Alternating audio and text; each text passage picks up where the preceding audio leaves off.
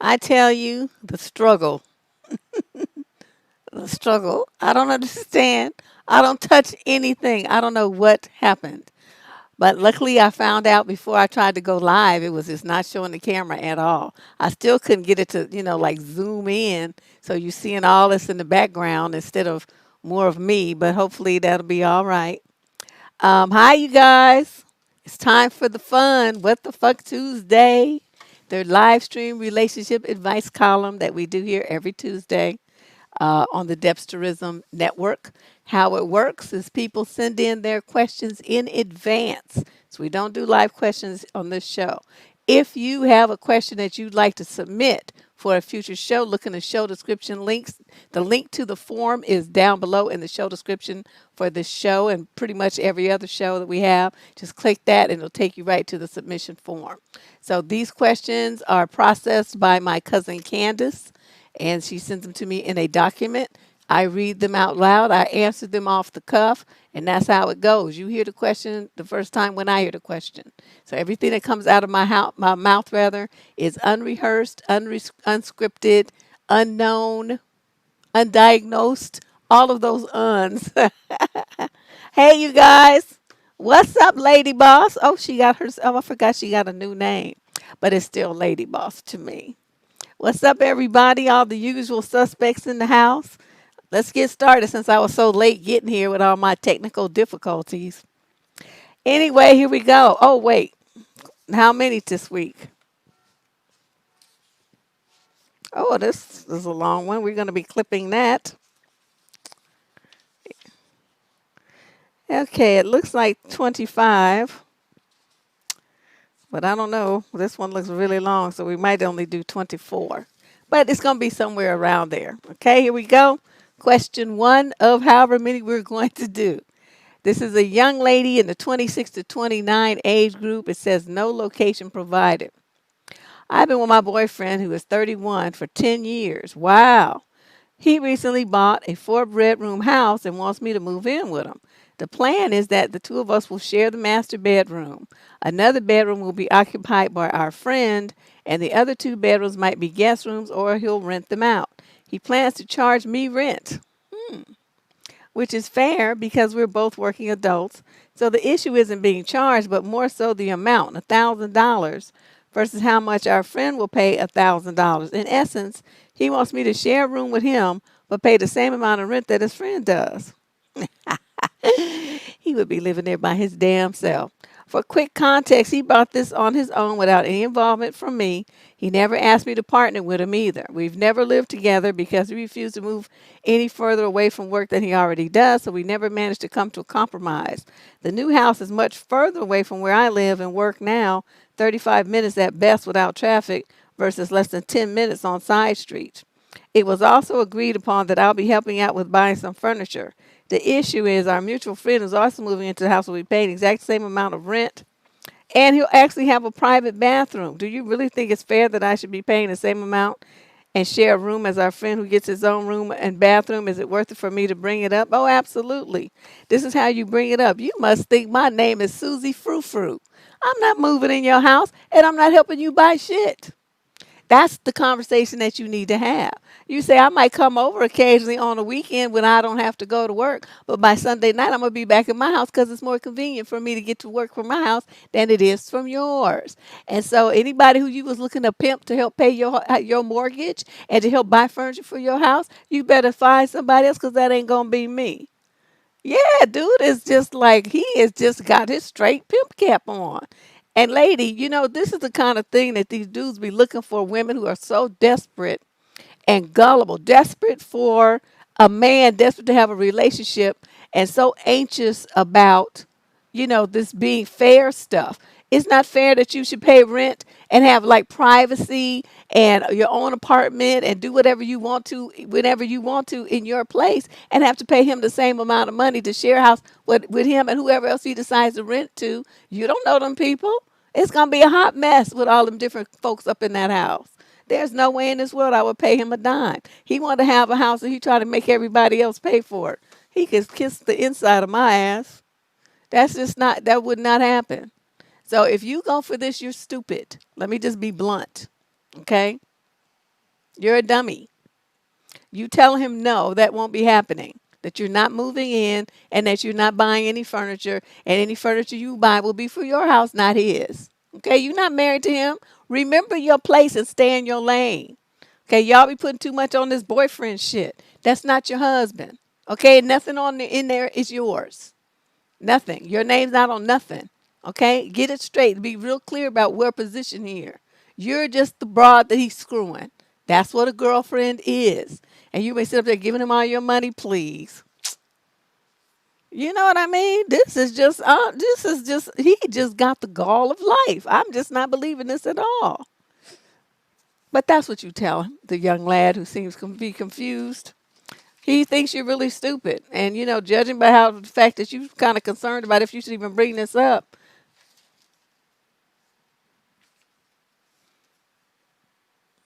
you know? Let's move on to question number 2. This is from a young woman in the 46 to 55 age group out of Florida. She says, "Hi, Deb. I love your channel, attitude, and advice. So you're the perfect person to tell me if I'm wrong and set me straight. My ex-husband and his wife are asking me to release him from child support obligations so he can get his driver's license back to start a new job as a trucker. We divorced 10 years ago due to his cheating, and he was ordered to pay $854 a month in child support for our 2 boys, who are now 22 and 20. At the time, they were 11 and 9. At first, he paid, then he stopped for the next few years. So now he owes over $50,000. I supported the boys on my own from my nursing job, but always resented my ex for not contributing. He was eventually punished by the state with prison time and revocation of his license. Now the kids are grown and on their own, I'm still receiving my ex's tax refunds and half his meager paycheck to satisfy the arrears. I honestly don't need the money since I make a great living, and the boys are self-sufficient with their own jobs, but I feel I am owed for all my years of sacrifice. Now I just bank that child support straight into my retirement account and get kind of a sick satisfaction from knowing he is suffering financially because of it. Why should I care about his new family when he abandoned our kids after the divorce? What do you think, Deb? Should I let him off the hook or keep collecting that money and saving for my future? Your advice is much appreciated." Hmm. This is interesting because if he's a truck driver and he can't work, he can't pay you. Okay, so that's kind of a interesting situation. My suggestion is that you would consult with an family law attorney, explain the situation, and put him on some kind of like 1 or 2 year program where the amount is reduced, but he still pays. Okay, he should never not pay. The amount is reduced, and his license is under this agreement. His license is released. There's documents that your attorney can file with the court, and they will release it so that he can go back to work. Truck drivers make a lot of money, so he should be able to, if he's back on the road, he should be able to, catch up. He'll pay the reduced amount, and then he'll get, say it's for a year or something. Let him, get caught up on his bills. He gets steady on his job and stable. And then when that 1 year ends, 6 months, whatever you guys decide to do, then the amount that he was paying for the full amount for those arrearages will kick back in, and then that's how it's going to be. But by then he'll be stable, right? He'll be stable in his job. He'll have his license back and this and that. That is the approach that I would take, because you can't get blood from a turnip. And, putting the money in your retirement is a smart move. If you have enough there, you might want to start a separate account. Maybe you could help your grandkids. I could put in a separate account. You could help. Grandpa will be helping his grandkids pay for college. He don't know it, but that's what the money would go for. Stuff like that. Think about what you can do that's going to help other people in your family come up, the kids of your sons. Because you're right. I mean, just because you could do it without his help doesn't mean that you should have had to. And a lot of women have this thing where they don't, I don't want to get child support for him because, I can support my own kids and blah, blah, blah, and all this old stupid stuff. No, he went 50% in on them damn kids. He's supposed to be coming up out of pocket to help support them. And even with $854, that's still not half. Kids are expensive. Just think about that. You paid more than that in daycare when they was little. Now, that daughter's daycare, I was so happy when she got out of daycare. Oh, my God. That was like $1,100 I got to keep in my pocket. And them disposable diapers, oh, God, I was going broke. It was terrible. So that's what I would do if I were you. So consult with an attorney, make it an airtight agreement, file it with the court. They'll release his license, and there you go. Okay? Cause he ain't gonna be working. He ain't gonna be making no money. What you gonna do? I'm on my money. So, yeah, let's do that. But you're going to still pay. You're going to have this little short period of time where you get a reprieve and then you back on the hook. Question number 3, female, 18 to 21, Boise, Idaho. I was in a Zoom call for my college. I'm 19, by the way. The professor put us into breakout rooms of 3 in groups of 3 or 4. I was with one of my friends and some guy. My friend had to leave, so it was just me and him. We talked about the work and then we moved on to working by ourselves. He turned off his camera, but then I saw the camera being turned back on and I could see him on a toilet. Oh my God! With his pants pulled down and he was off. He probably pinned me and put it on speaker mode so he didn't realize that his camera was off. After a few seconds, I screenshotted it for proof and then I just left the call because I was disgusted. I don't know if he was doing that off to me or he was just doing it. Who do I report this to? You report it to your professor. This is kind of a no-brainer. You report it to your professor and say, this is what happened when you put us into breakout rooms.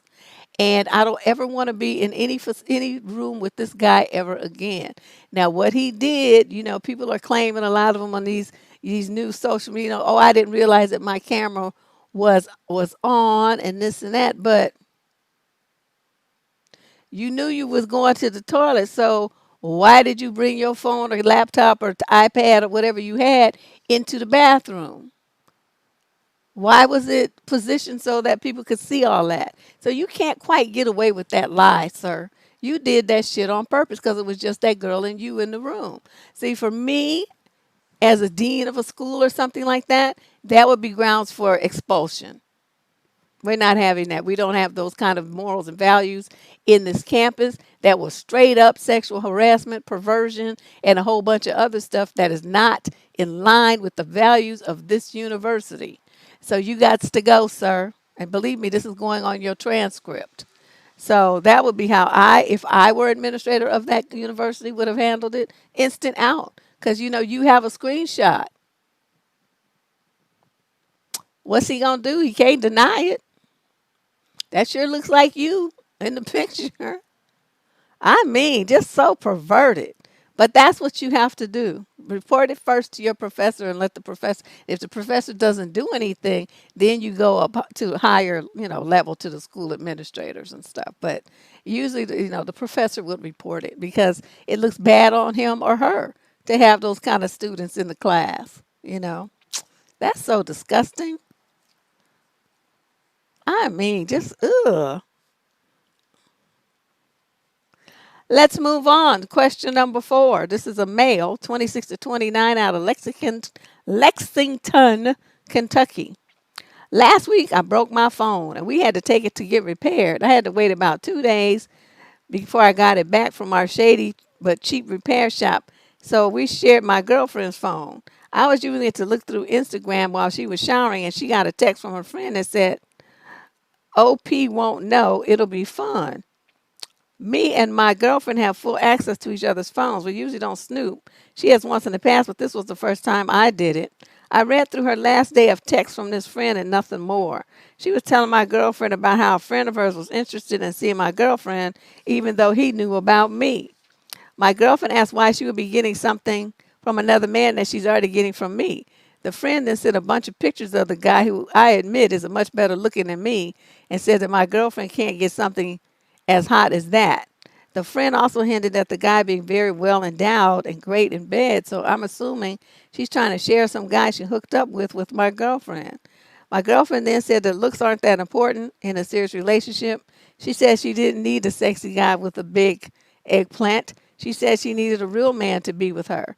Last thing she said was that guy's hookup material. She says I may not be hookup material, but I'm husband material, and that she doesn't want anything on the side, and that she needed to stop bringing it up. That was it. I know I should feel good about her standing up for me, but I don't.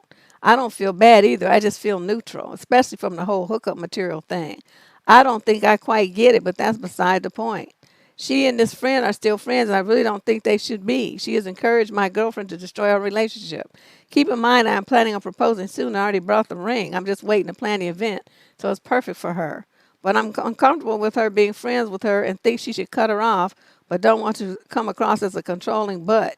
How do I do this? You shut your fucking mouth. That's what you do. She's a grown ass woman. She handled her business. What is wrong with you? You're acting like a little kid right now.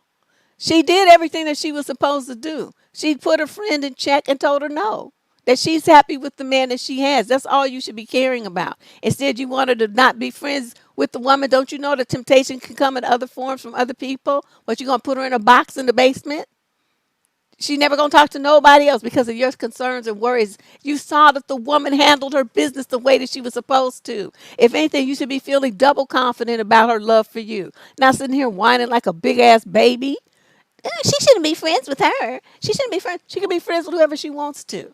Now she may very well decide later that the girl is, on some trip that she's not really interested in, and start cutting, start gradually dismissing her from her life. She might cut her off cold turkey. We don't know, but that's her decision to make, not yours. Don't you say a word.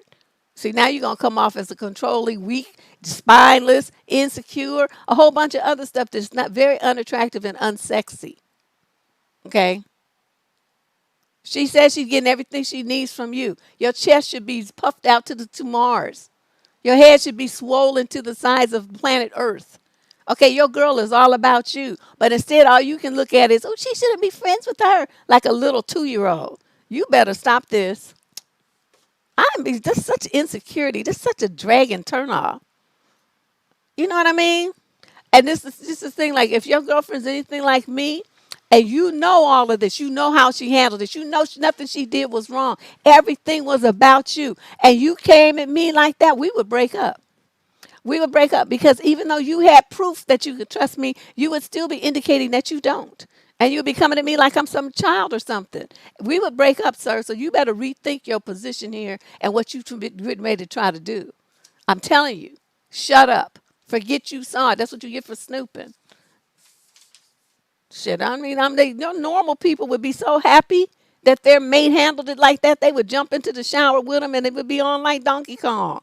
All kinds of love stuff would be happening, but not with you.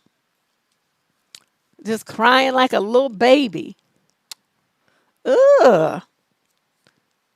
Okay. Female, 18 to 21, no location provided. What is this with these people don't want nobody to know where they are? I'm 19 and my significant other is 23. I have never been in a relationship with anyone other than him. He's my first for everything. We used to be active a lot, but now these past 3 months has slowed down a lot. I feel like I always have to beg to be intimate with my husband, but always turns me down unless he wants it. He doesn't really touch me as much. He doesn't touch me as much as before. He told me today that I smell down there, and he doesn't like doing anything with me unless I'm fresh out of the shower. I don't know what else to do. I shower 2 to 4 times a day. What?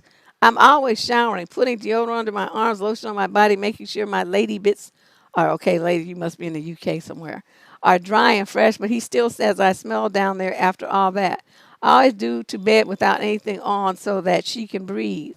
It's not really the first time he said something along those lines. Really? And you still with him? I've been really down about myself, everything about myself lately. So him saying this to me really made me feel shitty and embarrassed. He saw I was acting a bit funny. He kept saying sorry over and over. I told him it's fine since I don't want any problems, but it really hurts hearing my husband doesn't want to be intimate since I smell down there. What should I do? You should roll up your sleeves and act a fool. That's what you should do. There's no way in the world you should be letting him do that to you. First of all, you call him, should I say this? Where's my cussing fun level? Okay, it's at a nice little level to tolerate this. You call him a faggot ass motherfucker. That's what you do. Say only faggot ass men want to talk about a woman whose natural body scent and call it offensive. You fag motherfucker. That's what you call your husband.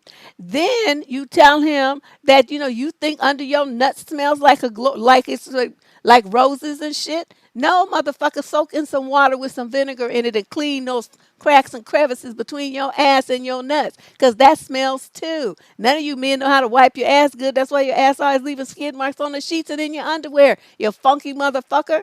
I would talk about him so bad. It's just like this kind of stuff pisses me off so much. How you gonna talk about your wife like that? And what are you doing taking 2 and 4 showers a day? Do you know that you can throw your body chemistry off like that? Maybe what you should do, because depending on what you washing with, girlfriend, and this, I'm being real right now, you could have developed some kind of infection, the wrong kind of soaps and stuff like that. As you say, it irritates her, and then you get, you have reaction to it, the overflow of different kinds of bacteria. Go to a gynecologist, okay? Make sure that everything is okay there, and be careful with that. What you wash with in that region of the body, you have to be very careful. A lot of women don't pay attention to that. They end up with yeast infections and bacterial vaginosis and all kind of stuff because they throw their body chemistry off using these harsh soaps and washes and body scrubs and all kind of stuff and bath salts and all the stuff, and it irritates her, and then they end up with a problem. So eliminate that first, okay? But in the meantime, I don't even care. Your husband should not be saying no shit like that to you one time, 55 times. And saying that, that's the only time he wants to do it. Oh, no, he would become every kind of faggot ass motherfucker I could think of. You really want a dick. That's what you want. So anything that turns with a woman, of course, it's going to offend your nose because it's not what you want to look at or smell.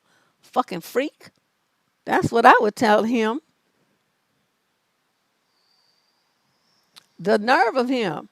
I'm just like, this letter guy, I mean, I could feel the sweat on my back. This pissed me off. This guy pissed me off real tough. Don't feel bad on yourself. Like I said, it's a two-step thing. Make sure everything's, the way it's supposed to be. Go to the gyno.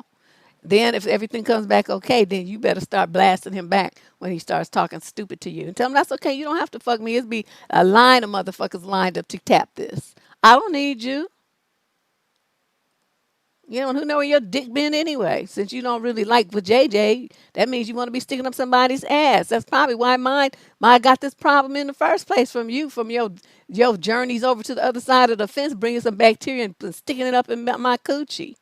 I would blame anything that was wrong. I would blame it on him, because it's probably not too far from the truth.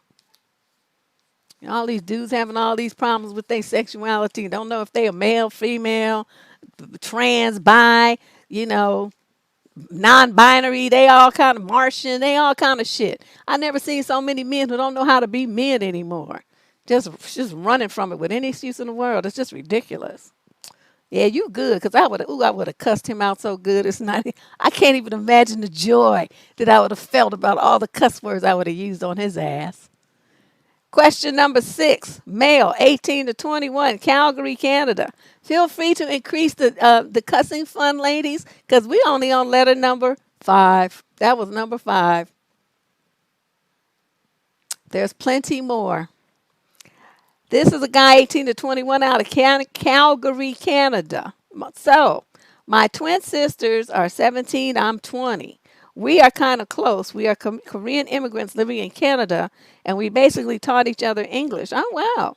We grew apart as we got older, but one sister always says stuff like she hates men or men are trash, stuff like that. I love her, but it kind of hurts. I don't know why. I get that I'm a guy, and sometimes when she says it, I just want to be like, well, do you hate me? Do you think I'm trash? I don't know. I know I sound super insecure and sensitive, but I am about this. Why? What you should do, since you're the oldest, you're 3 years older than them. Thank you, ladies, coming through in the clutch, because I just got started, so this is going to be rough. And my last little round, there should be no ads on this video at all. There's going to be no ads on this video. Thanks, you guys.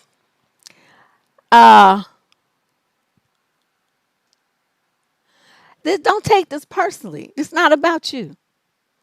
Now what you should be doing as a young man, you're the oldest, you're the leader of the siblings or whatnot. You sit down with the twin who's saying all this stuff and ask her what's going on. You used to not say this, and I have to admit, when you say that kind of stuff, I look in the mirror and say, wait a minute, I'm a guy. Is she talking about me too? But I really want to know, never mind all that. What's really going on? Where's this coming from? Have a conversation with your sister. She's only 17. All this venom would indicate to me that she has a reason to feel that way. That's what you should be concerned about, because 17-year-old girls are usually like boy crazy, and all the boys are cute and they're thinking all this kind of stuff. The fact that your sister is like, something's wrong, sir. Something's wrong. Something happened. You need to find out what that is. And if you need to bring your parents into it to get them some therapy or counseling or something, get the police involved, whatever might need to happen, you need to worry about that. Switch the focus from yourself to what happened to your sister that made her start acting like this at 17. You're not thinking. You all typical man. You making it about you. It's not about you. Something is wrong with your little sister. Look into that. Okay? Get out of yourself for a minute here. Get out of your feelings and stop thinking about yourself. And figure out what wrong with this baby. She's a kid. And you sitting up there like getting in your feelings because it might be about me that she hate me too. I swear. Men trip me out sometimes. It's like they think the whole world revolves around them. Get out of yourself for a minute and switch to think about your sister and what's wrong with her. Okay? Something happened. I'm serious. That's not her behavior is not normal. It indicates some trauma. Okay? Find out what that is and then help her. Do the big brother. Save your baby sister. Question number 6. Oh, that was number 6. Sorry, I forgot to switch the page. Number 7. This one's also in Canada. It's from a female, though, 26 to 29. I've been talking with this guy online nonstop for 2 weeks. We have an insane connection, so we decided to meet right away and see if that chemistry was there in person. It was, and he continued to text me after our first date and wanted to plan another. I didn't hear from him over the weekend, so I waited it out and did send him a friendly message hoping that he enjoyed his weekend. His response was unfortunate. He said he lost his half-sister and that things were insane and that it will take some time for him to figure it out. I told him I was sorry for his loss and that I was there if he needed someone to talk to, but I'd give him space. He replied the next day saying he didn't mean it, as in he doesn't wish to see me again, that he thinks I'm really great, but it's just a lot of fires to put out, and that maybe after the current lockdown in the province we are in, we can pick up where we left off. I replied I'd like that, but he never answered my text. I waited 2 days and sent him a text saying I hope he's doing okay, to which I did not get any response. It's been 2 more days, and I don't want to keep smothering him with texts, so I'm not sure how to often to keep reaching out, if I should be reaching out at all at this point. A part of me wants to tell him I'm thinking of him and will stop burdening him with these texts until he feels like texting and that I'm still there should he need someone. And a part of me says, leave it alone. I'm not desperate to jump into anything, but I feel like a real connection with someone is so hard to find. And I'm scared that the timing of this is all wrong, so I feel somewhat paralyzed. Still living my life, but again, I don't risk missing out on something genuine. You can't, why you think that the burden is on you to keep reaching out and to not miss out on something genuine? You're chasing, chick. I done told y'all 50 million times you don't never chase a man. Okay? And then that standard issue drag and drama player move. Oh, somebody died. Motherfucker lying like a dog. Stepsister or whatever, half sister, whatever it is, they always lie. They always have some distant relative that suddenly croaked. That's how they get ease out of situations. That happens all the time, right, y'all? Don't y'all know that? Y'all see that all the time? They always got somebody who done croaked in their family. And they start talking about some motherfucker died. I'd be like, good. What's that got to do with me? Everybody's born, everybody gonna die. What? What you want from me? You want me pity and shit? I don't feel sorry for the bitch. She dead, I'm not. What's that got to do with me? And then they be stunned. And then they just look at you all kinds of crazy and tell you that you're callous and mean and all kind of stuff. See, I might be all of that, but what you are trumps that, which is a motherfucking liar. Okay, you trying to run some game on somebody. Ain't nobody going with that. Even if you had a half-sister that died, what's that got to do with you? She got parents. Your ass ain't going to do shit. You ain't the one paying for the burial or organizing nothing. That's the parents doing that. So, again, you're just full of shit, sir. We're done here. Don't call me. Lose my number. That's how you do them. They always pull out the somebody died card. Oh, I got to go to a funeral. My granny died. My auntie died. My cousin, 3 times removed, that I haven't seen since I was 2 and can't remember what he looked like or what his name is, died. It's always something. And y'all fall for it. Because, they know they have women be, have the bleeding hearts and be like, oh my God, really? Oh my God, that's so sad. That's so sad and so unfortunate. You poor thing. I'd be like, good.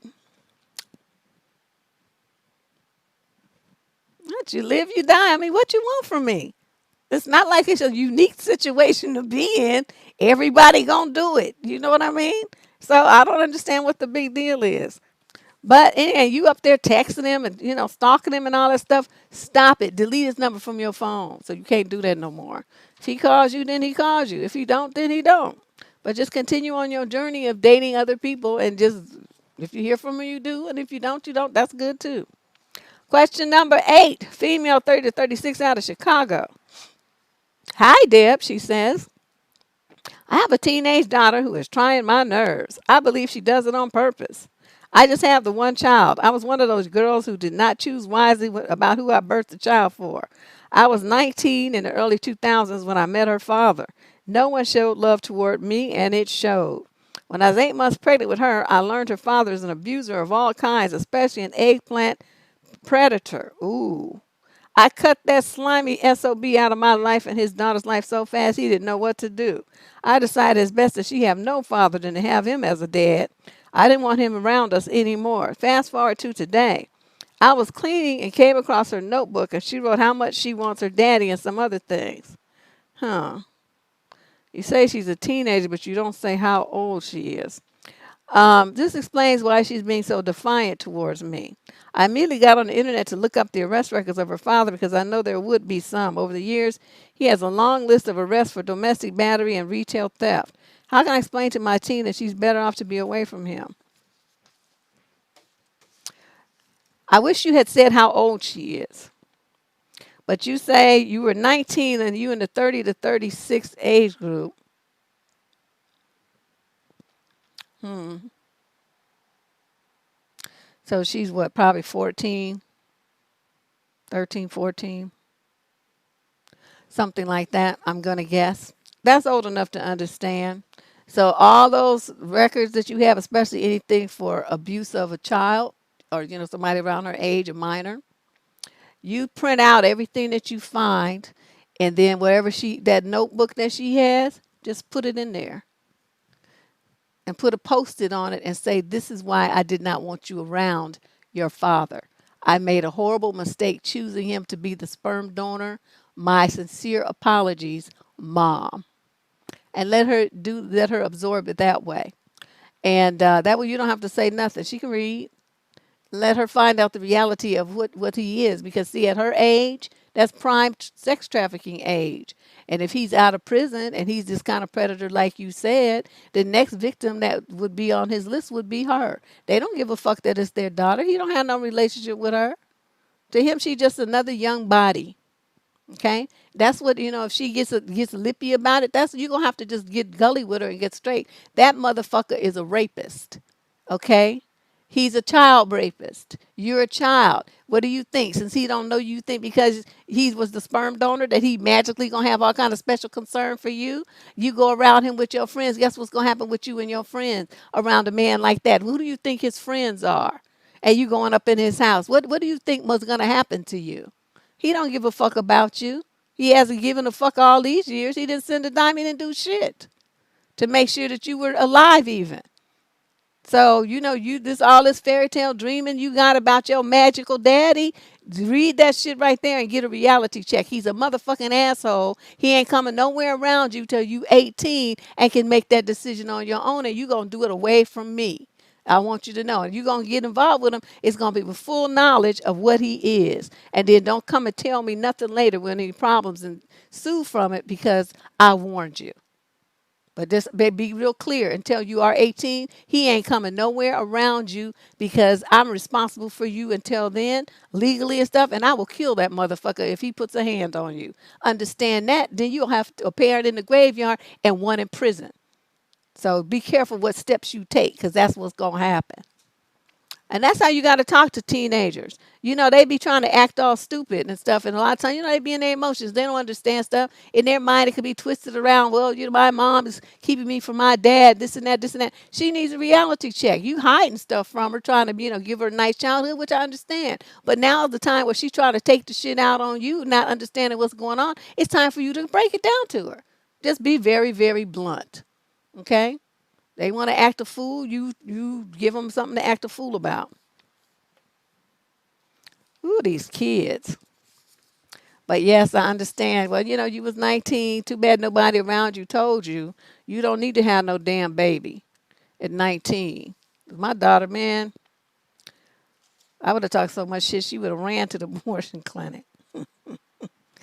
Question number 9. This is from a young woman, 21 to 25, out of Charlotte, North Carolina. A few months ago, I went on dating apps and met this guy. We went out on 2 dates, and then I told him I needed space because I was going through a hard time, losing my job, etc. He messaged me several times, which gave me a lot of anxiety, and I replied to him saying I needed more time out because I realized I had a lot to work through. It's been 2 months, and he's messaged me again, which is making me anxious. I'm still not interested in becoming more than friends. I'm still working through stuff. I'm still unemployed. What do I do? Do I message him and tell him straight up that I'm not interested, or do I leave it? Sorry if this seems stupid. I just get really bad anxiety over these things. I'm a bit conflicted as he's someone I've only gone on 2 dates with. Why can't you block him? You don't know how to block somebody on your phone? Your fingers don't work all of a sudden? You can't block? Why would you have anxiety over a situation that you have full control over? You just letting somebody run in and out your life when you have the power to make that not happen, and you're not using it.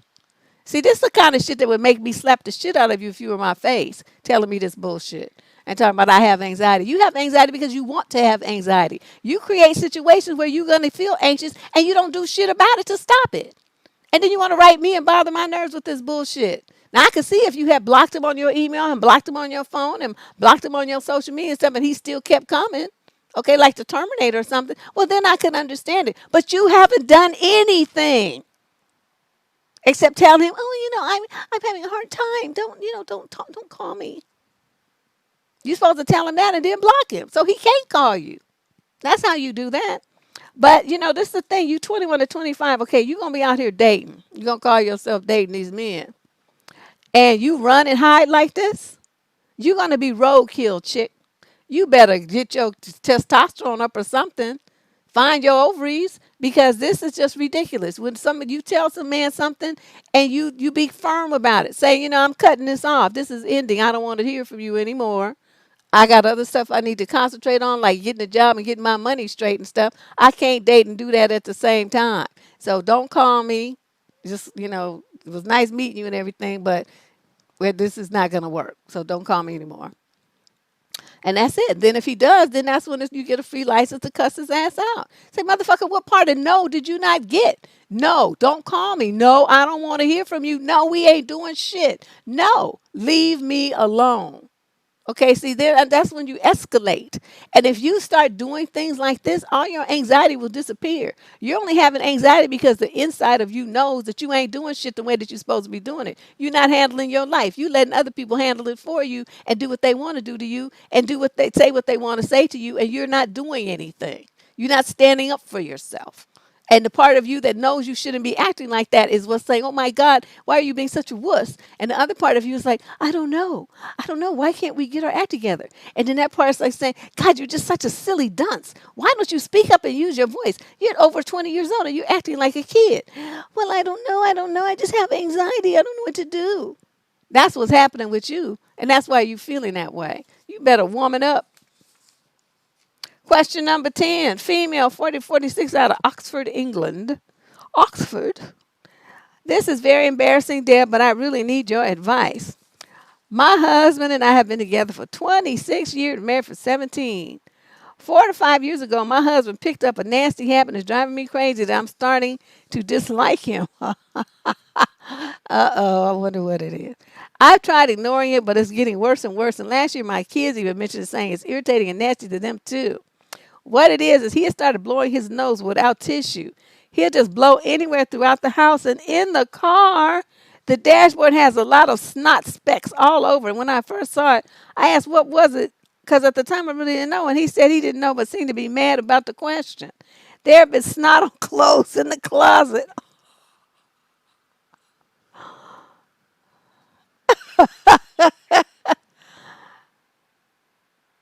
I know what she's talking about, because I used to see old dudes doing that on Market Street, like the homeless guys and just nasty people. They plug up one nostril, right, and then they blow the loogies out of one side, and then or they just wipe it on their clothes and stuff. I saw a dude do that on Bart, and he wiped it on the pole. That's why when I ride Bart, I use rubber gloves, the little Sandy gloves like doctors use. I have boxes of them bad boys, and I have them in my tote bag. And before I get on Bart, that's what I put on because you got to hold on because you be tossed around like a little fairy in the train. And so I use those, and then when I get off, I peel that sucker off and peel it into the other one and toss it in the garbage can. That's how I ride Bart. I'm not touching shit after I saw that dude do that. Big old yellow green loogie popped out of his nose, and he wiped it on the pole. I was through. So I think that's what she's talking about. So she says, I've seen snot on clothes in the closet, including some of my brand new clothes, snot specks on the bathroom shower, and on different objects in the house. And when he does it, it's very noisy. And sometimes he does it for hours straight, just constantly blowing back to back. Wow, he's got a mental problem. During an argument a few years ago, he called me an alcoholic. I no longer drink, and I was far from being a drunk. So I told him at least I don't run around blowing snot everywhere and call him a snot-nosed idiot. That's the only time I mentioned anything about it, but it didn't seem to bother him because he's still doing it. Sometimes when I'm sleeping, he'll start blowing and blowing, and it wakes me up. There have been times when he's done it, and I've gotten tissues and started blowing my nose too, praying he'll get the hint. I prayed about it heavy, and he still does it. He'll hold one side of his nose and blow away, and sometimes he'll just blow and blow without holding his nose. And sad part about it is he doesn't seem to think anything is wrong. He does it in front of almost everyone who comes over, including my daughter's friends. I'm so irritated, I'm ready to pack my bags and leave. It's really irritating and sickening that it angers me deeply that sometimes I really just want to punch him. I don't understand why he just one day started doing something that disgusting, but I'm tired of it. I'm too embarrassed to talk about it to any family or friends, which is why I'm here talking to you. I'm asking for some real honest advice. Please help me. What should I do and how do I get him to stop? Thanks in advance. You don't get him to stop. You're just going to have to leave him. You good because I would have been gone. One thing I cannot do is nasty, snot-nosed booger boys. I'm sorry. He just would, I would, no. No. You're going to be going around, you embarrassing your children. You blowing snot on my new clothes, snot on the wall, snot on the car, snot on the clothes, snot in the bathroom, snot in the shower, snot in the car, on the dashboard, on the steering wheel, on the seats. He just disgusting. And he doesn't see where that's a problem. He must not have a job, right? Because you can't do that kind of stuff at your job, right? He must not be working. So he feels like that's his new hobby or something. But if it would make you feel better, book a session or two with a therapist. Explain to this therapist what's going on. Because, see, this is the kind of dude, right? He going to run and tell all the other friends, I'm a good man. These women don't know what to do with a good man. They left me. He going to leave out the part that my entire house is covered with snot streaks and snot plugs from me blowing my nose everywhere. And the woman was so grossed out and it was so unsanitary she couldn't take it. And that's why she left. Oh, he going to leave all that out. He just going to be a nice guy that some woman did wrong. That's how he gonna play it. That's how they always do it. He may have all kind of stuff, but it's go take your happy ass to the doctor. You know, because it seems like he's just like a 4-year-old boy intrigued with his snot. You know how they be intrigued with things like excretions, and they like to make fart jokes and poop jokes and stuff like that, little boys. He's like that, but he's just big and he's a grown man in his 40s. Right? Isn't that what she said? They've been together for 26 years and married for 17. Yeah, they plenty old enough. This is just gross. But anyway, that's what I would do. Talk to a counselor and get some suggestions, see if there's something that they think that you can do mental health wise to soothe yourself. And then if this is something that you honestly cannot stand and it's really causing you angst and it's causing your children to be upset, it's making your house like a bacteria factory because the bacteria is going to be growing on that stuff. So you guys are going around the house touching the stuff that he's, blown snot on and stuff. And it's just a petri dish for bacterial growth. And you guys are touching it. And then you're going to touch your faces, your hands, your skin. You're going to touch your food. I mean, you're going to touch stuff that he's blown snot on. What if he blew snot on your toothbrush and stuff? And y'all just use that brushing your teeth? No, see, now we'd have to go. He'd have to get the fuck out. He'd have to get out. Go somewhere where you can blow your nose and snot all up everything to your heart's content. But that ain't here around my kids or me. That ain't happening. Yeah, it's just ridiculous. But I used to see as a kid, I would see men doing that downtown on Market Street in San Francisco. Just stand there, and you could see all that shit flying out. As a kid, you're intrigued with it because, like, wow, look at all those boogers. But, as an adult, you don't want to look at that stuff. Little kids they're easily entertained. Question number 11, female 26 to 29. This is 11 out of 25 questions. If you just came in, be sure to hit that like button. I'm seeing all kind of hundreds of folks up in here and only less than 100 likes. What's going on here, people? Hit the like button. Become a subscriber as well if you're not. So let's move on to question 11. I won't go into specific detail about his personal mental struggles as that belongs to him. I do appreciate his vulnerability with me and the fact that he was so trusting to open up to me with regards to them. Today we talked, though, and he mentioned that I might be the cause of his mental health struggles. He said he wonders if he needs a different woman from me. I told him that I'm always here to support him, and he says it's not about the support, but it's about the person. I'm so hurt by this, but I understand where he's coming from, too. What I don't understand is why he still wants to be with me despite him wondering if I'm actually hindering him. He hasn't asked me for time. If he truly believes I might be the cause of his struggles, I'd actually rather he take a break. Of course, I would never bring it up because that's his decision if he wants some time. I love him so much that I'd rather he be at peace, free of these struggles, if I'm truly the cause of it. He said that a year ago he's more carefree, that he only started experiencing these a couple of months ago. At least that's what he told me. I'm never overbearing towards him. I always allow him to open up when he wants, and if he doesn't want to talk, I'm here for him. Sometimes I wonder if he really values me. I'm extremely sensitive, have a lot of fears. This is what worries him, that I might not be strong enough for him. Is there any advice you can offer? I'm just feeling so down on myself as if there's something wrong with me. I'm pretty strong of him to tell me that. No, it's pretty strong. I'm sorry. I'm contemplating anything, speaking truthfully, because I'm so down on myself because of this. Thanks so much in advance.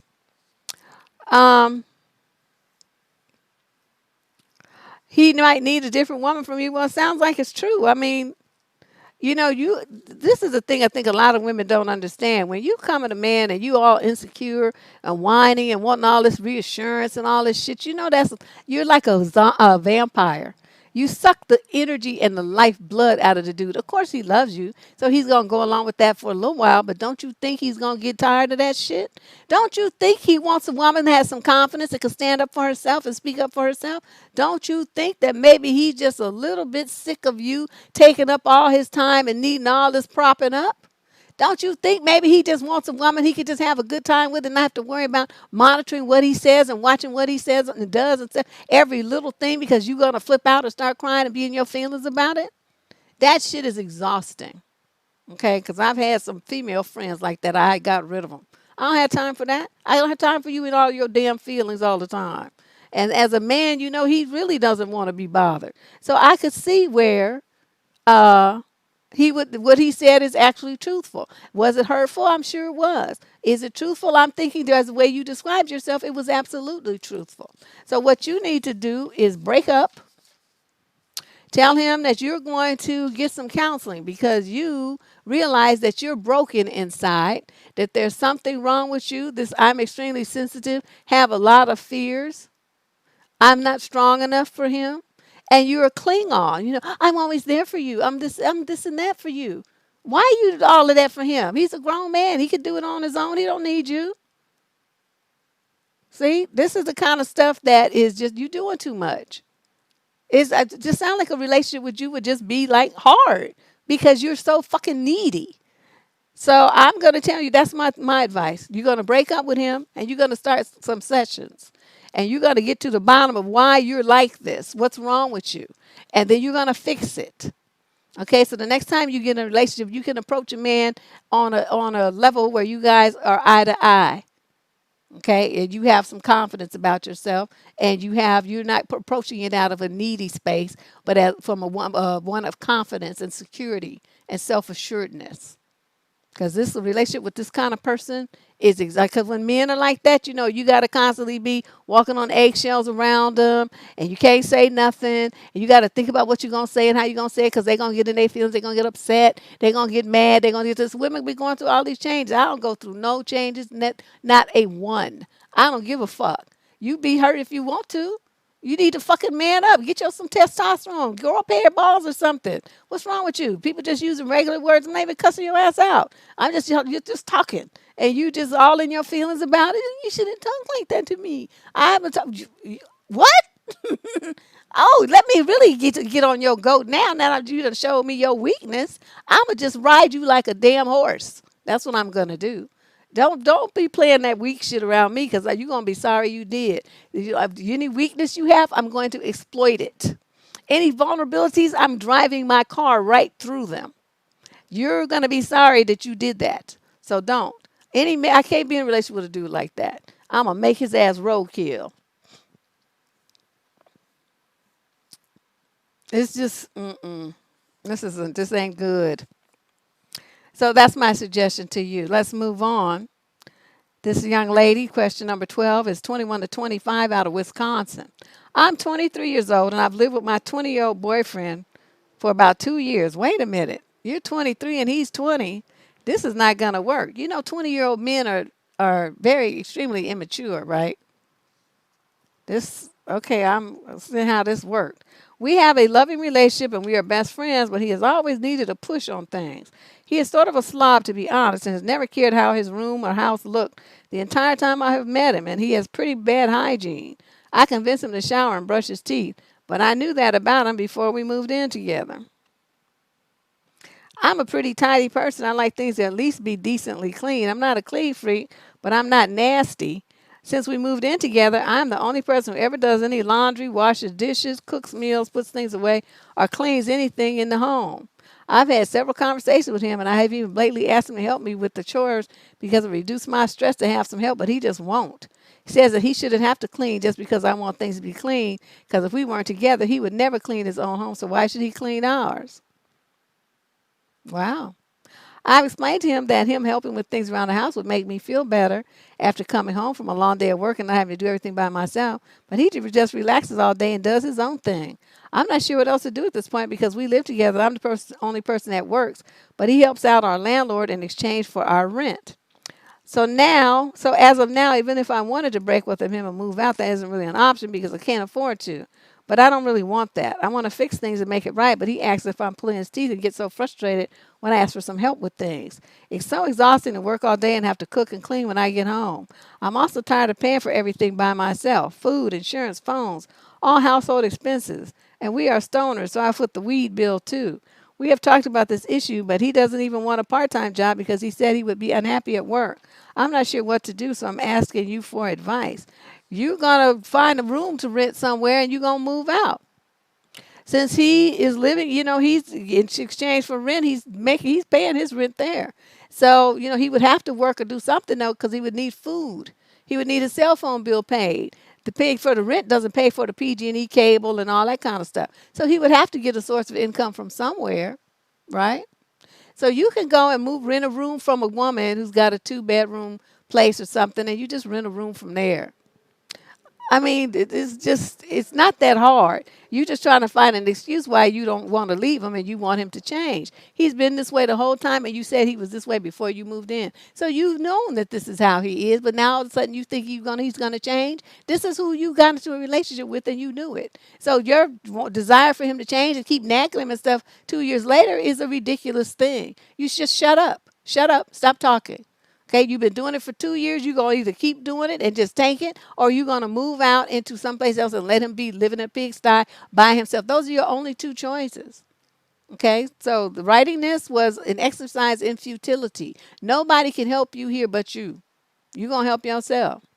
What it sounds like you about to do is invest in a whole bunch of rubber gloves and some Comet, because that's about what you gonna be doing is cleaning and cooking and doing all that other stuff. But stop buying weed, wasting your money. Shit, and he could at least make the money for that. He's not doing nothing else. I would never support a man. I'm just sorry. I'm just not gonna do it. Not gonna do it. Not going to do it. I don't know. See, these young girls, it just disturbs me to see so many of them on the wrong track like this. It's like, how did you get there? What made you think that if you're a tidy person, that you should be with somebody who's a pig? That you're 23 and you should be with somebody who's 20? That you should be with somebody who doesn't want to work and he's a young man and you going to work and take care of him like he's your son? Where does this, where does this mentality come from? That this is, the way that a young woman should conduct herself. I just don't get it. I don't understand how you could have any respect for a guy who acts like this and talks to you like this. He would be like shit on my shoe as I walked the other direction because there's just no way. Low self-esteem. It's like she don't have no self-esteem. None. Zero. Zilch. Nada. They said you were probably shown that. That is a possibility. But even though so what? You see it's hurting you, so why would you keep doing it? I'm not doing it. I'm not cleaning up nothing. I mean, like, well, where's my this and that? My husband tried that shit exactly one time. Where's my this and that? It's wherever you put it. Well, you didn't see it? I don't know, did I? Because, I mean, if it's in the house somewhere and I saw it, that means you saw it too. So why are you asking me? And he just like, I can see I don't need to ask you shit. I'm like, you right. Because I don't give a fuck where your shit is. It's wherever you left it. Now, if you looking for it in the place where it's supposed to be and you didn't put it there, then why you think it's going to magically appear? You think some elves or fairies or Deb is going to do it? Nope. Nope to all of the above, son. It's just going to be wherever you put it. Turns out he had kicked it under the bed, his pants, his jeans he used to like to wear.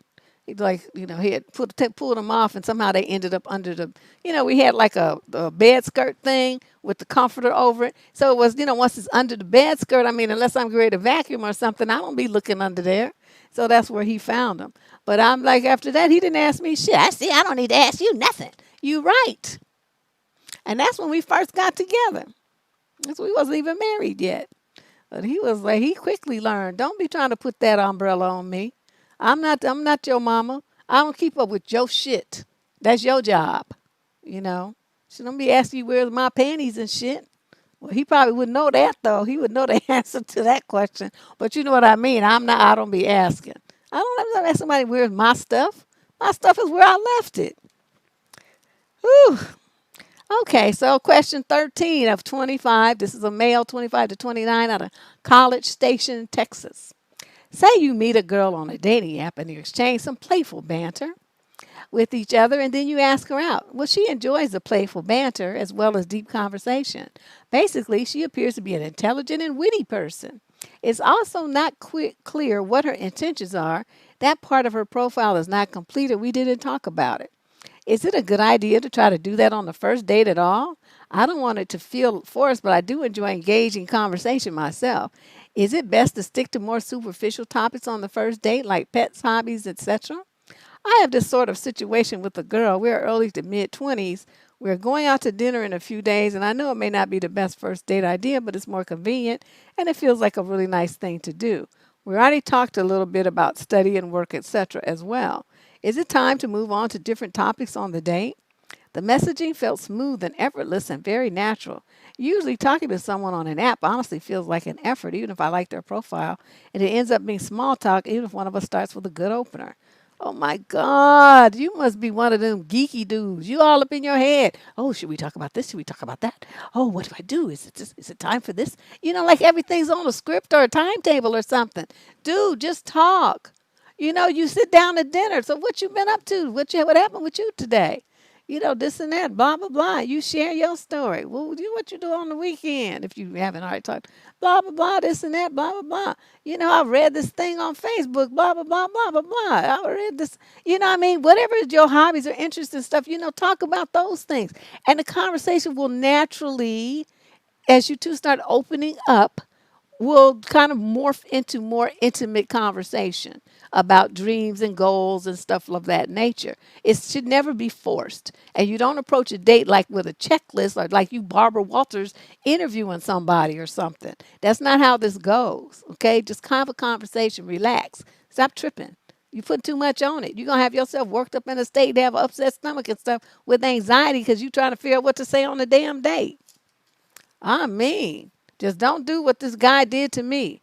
Everything I asked him, he says, well, same question back to you. Don't do that. Don't do that.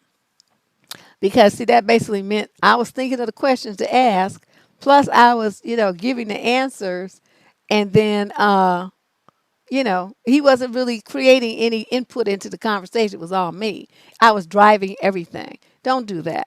So you ask her some questions, you let her ask you some questions. You guys, back and forth, back and forth. Just conversation. Conversation.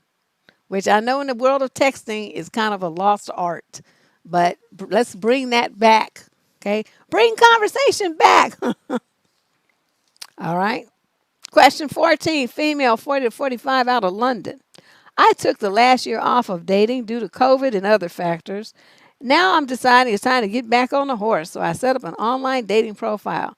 Perhaps I used the wrong site, as I later learned it was the site that published a survey some years ago saying black women are the least desired women. But I didn't know that at the time. Oh, I know what site she's talking about. Don't type it. Don't free pub for them. Deb, in the past, I have been told I look younger than my age and mostly asked out by younger guys.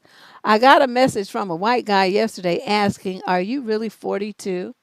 I assumed he meant I must be younger. When I jokingly said, yes, indeed, are you really 48? He responded that he thinks I'm lying because my photos look older than 42. My confidence sank to the floor. My friends tell me he's likely an internet troll just trying to make black women feel bad about themselves, but who knows? I went on a date today and it was all I could think about. I just kept imagining that he was focused on how old I look. I'm so frustrated with myself for listening to this jerk and not being able to brush it off. How do I regain my confidence? By slapping the fuck out of yourself. That's how you do it. Because there's no way in this world, if you really had any confidence, that some words by a troll fool on the internet that you ain't never seen, don't know, won't ever meet, should have this kind of impact on you. That shows you didn't really have any confidence. It was all smoke and mirrors. Your confidence was based on the fact that you thought that you looked young, which you probably do, because, black don't really crack. So it's like the kind of thing like what this is what happened though, and I could feel it. As soon as you said, yes, indeed, are you really 48? That pressed his buttons because he's not 48. He's probably way older. And so, you was busting him out because he knew he wasn't no 48, probably 58 or 68. But that's what it was. He got mad that you said that to him. So he's going to make it seem like you're the one there's something wrong with you when it's really him. But, you was good because he would have became every kind of old, wrinkly, dried up motherfucker I could have thought of. It's like, you be sitting up here sending me these fucked up messages, you old troll, you dinosaur. Your balls probably saggy and shit, hanging down to your knees right along with your dick that ain't seen a vertical position in 20 years without a little blue pill. I'll talk all kind of shit to him. So, well, I'm going to be nice because, a lot of my audience is white. But I'm talking about what I would say to this particular guy right here. This was some foul shit. And I would just go straight racist on him. And that would just be that. It's not necessarily stuff that I, think about people. But in a situation like this, we all see these things online. You hear them growing up there in comedy shows, all kind of stuff. So you know what the slurs are, even if you've never used them, you know what they are. I would have pulled them all out of my memory banks and started flinging at him like rocks. Pew, pew, pew, pew, pew, pew, pew, pew, and just, shot him down. Yeah, you got to be savage. I'm not going to let nobody talk to me like that. You're not going to do that. I mean, I can't stop you, but you're going to be sorry that you did it. Let me put it that way. Because you're going to be like, oh, is that what we doing? Oh, you in my camp now, son. You done come over to the dark side. Let me show you how this works. Well, I turned it to Darth Vader right quick. Deb Cooper to Darth Vader. Has a nice ring to it. But yeah, that's how what you do. Slap yourself and step out of this bullshit. Sitting up there letting some clown make you feel like this and you on a date and that's all you could think about. Think about something intelligent. Instead of thinking about what some idiot said. That's what he wanted you to do. He wanted to destroy you and you let him do it. You're supposed to be a black woman. You're supposed to have more confidence about yourself than that. Way more self-esteem and self-control. You don't let somebody tell you some bullshit like that and you crumble to the floor and be all fucked up over it. Don't do that. I'm going to revoke your black card in a minute. You keep this shit up. Oh my God. No, this ain't no. Unacceptable. Stop it. Question number 15, male, 21 to 25 from Edmonton, Canada. Me and my girlfriend have dated for 2 years. We initially dated for 6 months and then we broke up. During the breakup, she screwed 4 really close friends of mine. Wow, she a busy little bee, ain't she? I didn't know about this until 5 months. Wait, I didn't know about this 5 months ago. A little over a month after our breakup, we got back together. So she did all that in a month. My friends didn't tell me because they thought it would bother me. 5 months ago, we had an awful fight. It ended because she said that my friend made her finish harder than I ever have. I was speechless. The fight was stopped dead in its tracks. I left her apartment, and in the morning, we apologized over our roles in the fight. Then she confessed that she had screwed 4 of my friends. Weeks later, we got into a smaller fight, and she got passive aggressive about it. That night, I kissed her goodnight, and she asked if I cared about what she did with her mouth, and now I have to kiss her. It's been things like this for the last 5 months, and it's killing me. I've had her tell me that I'm smaller than my friends, that they are all so much better in bed than me. Worst of all, that she didn't use protection with them. This stuff is really eating away at my confidence. Wow, she's just a class 1 bitch, huh? I've told her that I don't like it, and she just tells me to stop pissing her off if I didn't want to hear the truth about myself. I don't know why she's all of a sudden like this. She used to be so mild-tempered and we never fought. She's usually loving and sweet, but when we fight, it gets like this. What can I do to get her to stop? I don't want to break up with her. Aside from this issue, the relationship is great. And I don't blame my friends for doing what they did. They didn't know we were going to end up back together. Young lad, how old are you? 21 to 25. Okay, first of all, once you found out that she intentionally went to screw your friends, because look at all these men that there are on this planet. Why did she have to go and find guys that were, acquainted with you? Like these are the only people that's on the planet now that she could screw? Don't you understand that that was done with intent and purpose and malice? She's angry at you and she's trying to hurt you. Okay, that was the first thing. What you were supposed to do is once you found that out is say, well, I don't give a fuck. It's like a doorknob. Everybody can have a turn. You just a hoe. What you want from me? You're supposed to flip that back on her. You don't let her hurt you with stuff like that. You turn it around. It's like, well, she's saying, well, they were better than you. Say, well, that's not what I heard. I heard that, they enjoyed it because it was some free ass. But in reality, they think you just a hoe. And they wasn't trying to be anything, other than to use you for the good time that you offered. She's trying to hurt you, hurt her back. But, I've had people that's bigger. I've had pussy that was tighter, too. What you want from me? Was it better? All kind of stuff. Tighter, juicier, whop. Yours ain't. What? I don't know. I don't understand why guys, you in a situation with a woman and you just going to let her talk about you like that. That means, actually what that means is you probably were raised really well and you have nice parents. You grew up in a nice 2-parent household and they taught you guys went to church on Sunday and your family ate dinner together and you held hands and prayed before bless your food. And, you have all those good kind of morals where you weren't really taught to be a hood rat and to cuss women out like I have. Cuss men, women, I don't give a fuck, everybody. But you don't have that in you, and it shows by the way that you conduct yourself. But what I'm telling you is, when you meet someone who is a little bitch like her, either you're going to have to adopt that attitude for just for a few minutes, or you're going to have to sever the relationship. So you like the girl, and you're trying to overlook all this emotional and verbal and mental abuse that she's waging on you. She wants you to break up with her. She wants you to act like you have some testosterone and a spine. So she's just pushing you, pushing you, pushing you. Do you possibly think that this woman has any respect for you at all? She has zero. And so this is how she's showing it. But you're still there. You're still there. And you need to leave. Okay, you need to leave her alone. This is a very unhealthy situation for you. I can't even imagine the horrible stuff I would say to her, but that's enough on this letter. Let's move on. Question number 16, female 21 to 25 from Seoul, South Korea. Oh, this is like the second or third letter from South Korea lately. So I went on a date today, first time in months. Thanks, COVID. Technically, the date went well. Technically. It was a long date. We were together for 5 hours. We had coffee, then we went to another location for dinner. Then we walked for a while, and then I had to leave because I had some work to do. He wanted to drop me off, but I passed on that. We both rode the subway to meet up, so this would be him literally just riding the subway with me to my stop and then taking the subway back to where he lived. Overall, the date was technically good. I had a good conversation, talked about a bunch of things. To be noted, I'm a very extroverted person and can hold a good conversation with basically anyone. But I didn't feel any attraction. There was no butterflies, no real desire to keep meeting romantically. He seemed like a really nice person, could be a nice friend, but I just didn't feel it. Usually on first dates with guys I do small things to indicate I like him. I keep my hands free, so potential holding hands. I lean in, lean towards him while talking, talk about meeting again, etc. But this time I did the opposite. I leaned away. I kept my hands occupied and I avoided making future plans. So even though the conversations were good and he was a nice guy, is it okay to not be really attracted to someone? How many dates should I give it before making a decision whether or not I want to continue meeting? I'm really sorry if this sounds naive. Seems like in these COVID times I had just forgotten how to date.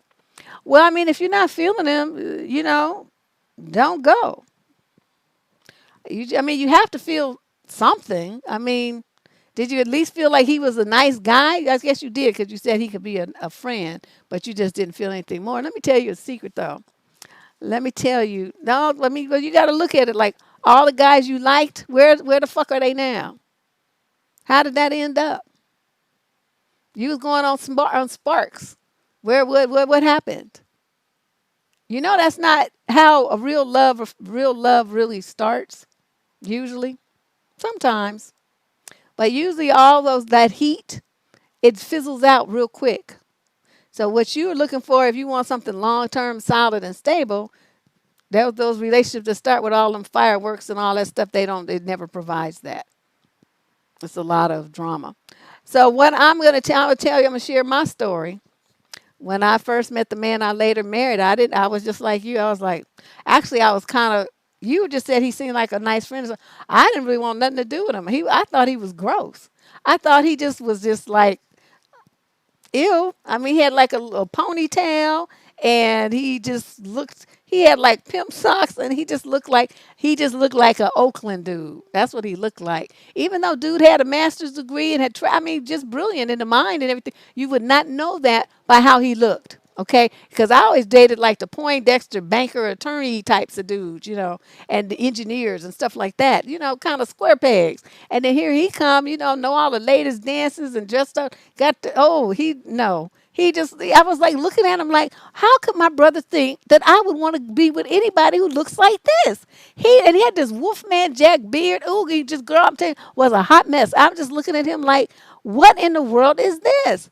But he was very smitten with me and told my brother, right? My brother called up because he had set us up on a blind date, right? My brother calls me the next day. How'd it go? He was all excited because he said, I knew he was perfect for you, And I'm sitting there holding the phone, waiting for him to stop gushing. And I said, oh, no, what in the world were you thinking? He looked like a bear. And I proceeded to talk about how bad dude looks. I mean, he was very nice to me, very respectful. I met some of his family was at this event and stuff. They were all nice. And I mean, everything, he was a perfect gentleman.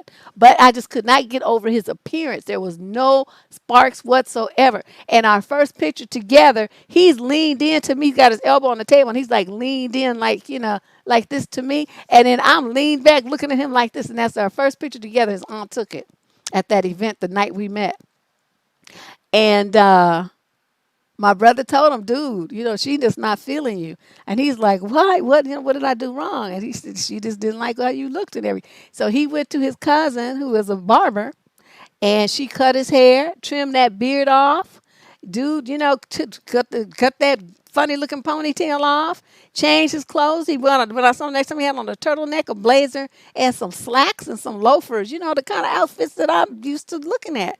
And then I could see the dude had dimples. He was cute. I mean, this motherfucker was actually fine. But you couldn't tell with all that fur on his face and all that hair everywhere. He looked a hot mess. So then when my brother got me to go on a second date with him, which I reluctantly did. I only did it because it's my big brother and I love him. And he was swarming down. This is the man for you, Deb. This is the man for you. He's perfect for you. I know it. Just come on, give him another chance, please, just for me, dude. So he begged and begged and begged and begged. So finally I relented. And honey child, it was like a movie. Because he knocks on the door and I'm like, oh, and then I opened the door and it was like bells rang and sunshine was shining and bees was buzzing and butterflies and shit was happening. And, was happening. The finest motherfucker I've ever seen in my life was standing at my door. I could not believe it was him, the same man. It was just unbelievable. So I say all that to say sometimes, if the basic because like I said, he was very nice, smart, funny, good dancer, polite. Obviously, his family loved him to death. Everything about him that evening was positive except for that.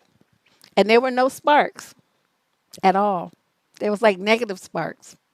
So I am of the mind that, if you're on the fence, at least go on a second date just to make sure. Because sometimes you're nervous and he's nervous and he doesn't really get to show you who he really is because he's nervous. He doesn't get to show his true personality. So, give it a I would say give it a second try. Don't be so quick on the draw. Then if it's not, you give it a second chance and you say, well, it's really not really my cup of tea or whatever, then you can feel good and confident about making the decision not to see him again. But right now it sounds like you're on the fence and you're doubting yourself. That means there's something about him that you liked. Otherwise you wouldn't have wrote this letter. You see what I'm coming from? There's something you're on the fence about, something that's concerning you, and you're really debating about this. You're really on the fence. So if I say it's not gonna hurt you to have a second date and just do it that way. Because, it's not like second date is not fatal. It's not like a commitment. It's not like you get married or nothing. It's just a second date. And you might find that you really enjoy him. So, yeah, so after that, I'm telling you, when them angels were singing and all that shit was happening, and then after that, that was it. We was together every day after that till he died. And that was the story of my situation. So I know exactly what you're talking about, having been there and done that. Question number 17. This is from a female 21 to 25 out of Baltimore. Hello, Miss Deb. I need some serious help. My boyfriend and I got into an argument about a week ago with him thinking I was being friendly to his friend, when technically I was just asking his friend a simple question. So he started to distance himself from me. Then we eventually got back to normal on Thursday. We plan to meet up later this week. So we talked all day Friday and Saturday. The last time I talked to him was Saturday night. He said he was going to call me back, but he didn't. So Sunday I called him and no answer. I also noticed that he didn't want any of my Instagram stories, which is weird because he never misses a beat. So I called him today and it went straight to voicemail every time. So I called later on and he answered awkwardly and said, "Who am I speaking with?" and then hung up. Wow. So I tried calling back and texting. Sadly, no response. I'm stuck and I don't know what to do. Has he gotten mad about the situation again? Is there somebody else occupying his time? We've been together for 8 months. Please help. As soon as you told me he got mad because he was being friendly with his friend, I knew what that was. He didn't want his friend to blow his cover. He's seeing 2 women. Maybe more than that, but it's definitely 2. And he didn't want you to get buddy-buddy with his friend who would then be busting him out. So now, rather than risk that, he just doing a slow fade. And he's with that bitch, and that's why he tried to answer the phone like he's getting a call from a telemarketer. Oh, who am I speaking? Lying motherfucker. You know who you speaking with. But yeah, so whatever your 8 months is, this is over. Let it go. Don't call him anymore. Don't text him and don't worry about what he's doing, where he is, or who he's doing it with. Don't worry about anything. Okay? It's over. It's over. He just used that as an excuse. But like I said, the vibe I got is that was his main concern. It's not that you were being friendly with his friend. It's just that he knows his friend probably got a big mouth, or he's got some stories that he made up like he was with this friend that you would be asking him, oh yeah, what about the time, so and so told me that you guys went this and that. Did you enjoy it too? What you talking about? I never went there. See, that's what I mean? He would inevitably bust him out. That's why he doesn't want that. So he just made his escape. Let him go. Question number 18, male, 21 to 25, out of Ipswich, UK. Ipswich? I wonder where the hell that is. I'm a bit confused. I've dated this girl I really liked 3 times. The 3 dates went really well. We kissed on the second date, and on the third date, she invited me to hers, and we had a great time. We just kissed again at hers and didn't sleep together. We said we would meet again this week. That was 3 or 4 days ago, and now when I'm asking to meet her up again, she's ghosting me. I sent the message yesterday, and she still hasn't answered. She behaved a bit the same way between the second and third date and apologized for being distant because she was super busy at work, but now it's happening again. Any advice? Why do you think she is doing this? Is she testing me? I really like her, so it would be sad to not see each other again, especially after the last date. Dude, you only went out with her 3 dates, and it sounded like she wasn't really too sure about the third one, but just went just to be nice. But you're feeling hurt, but it's not mutual. That's what her behavior is saying. So let it go.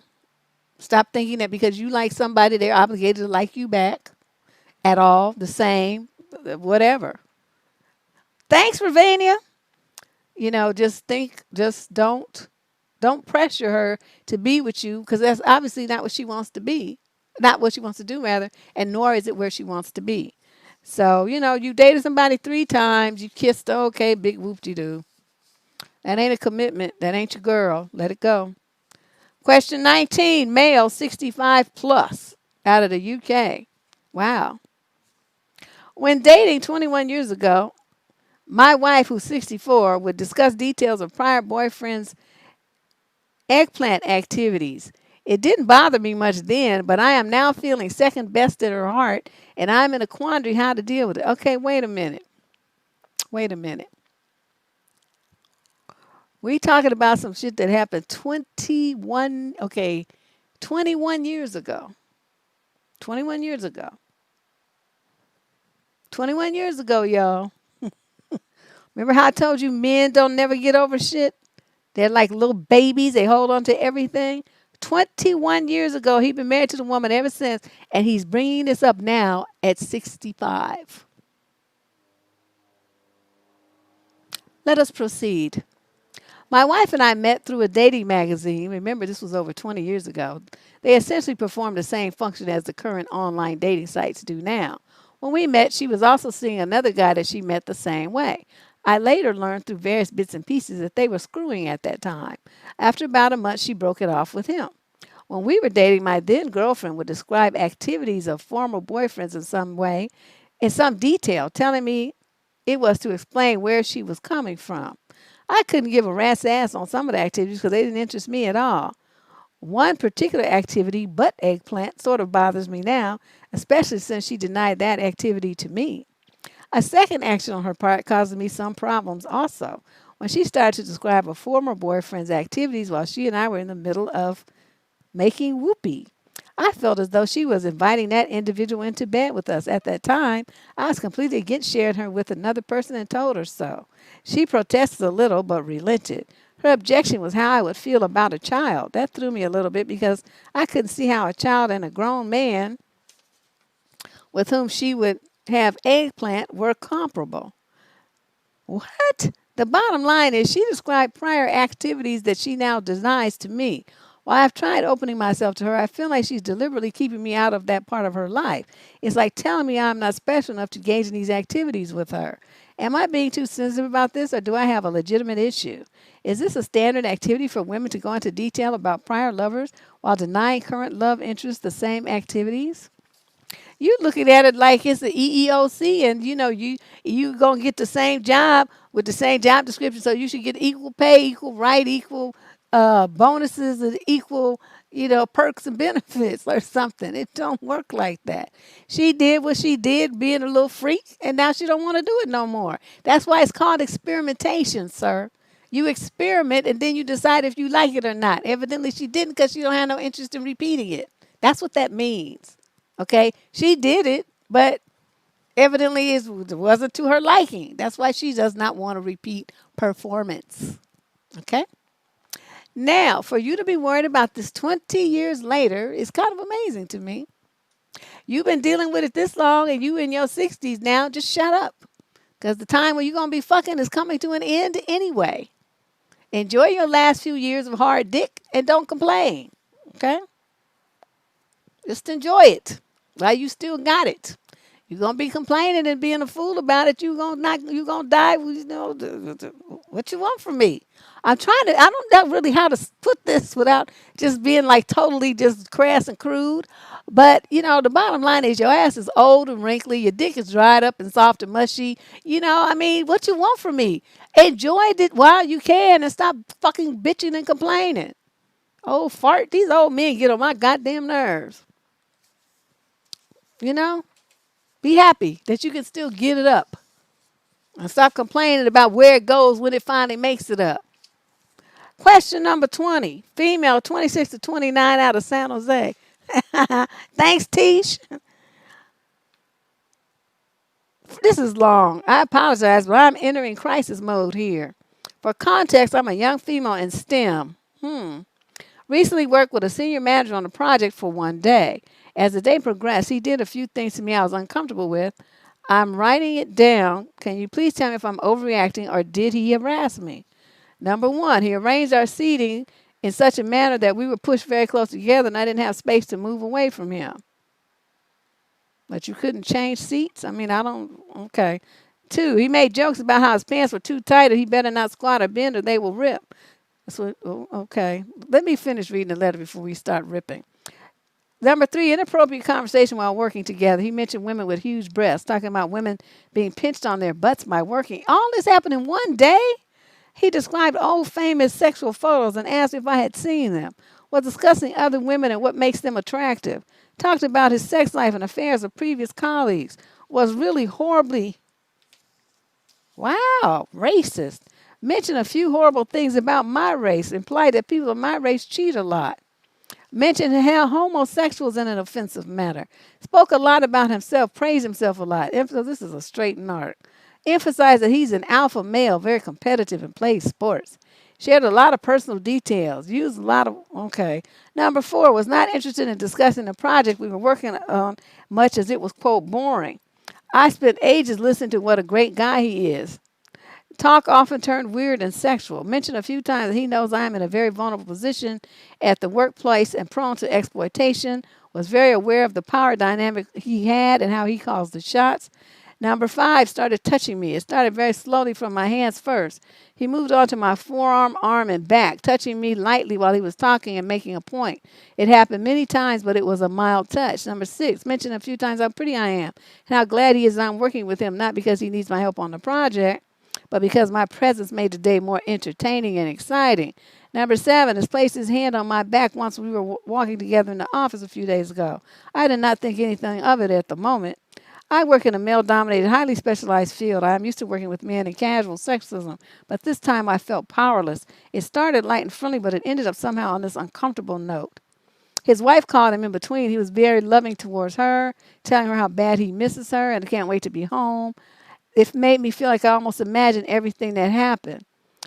I keep twisting myself into knots, and I'm not even sure why I'm feeling so terrible about it. I could have stopped him when I started feeling uncomfortable, but I didn't. Instead, I froze like an idiot and kept laughing nervously. Am I a prude who misjudged his well-intentioned behavior?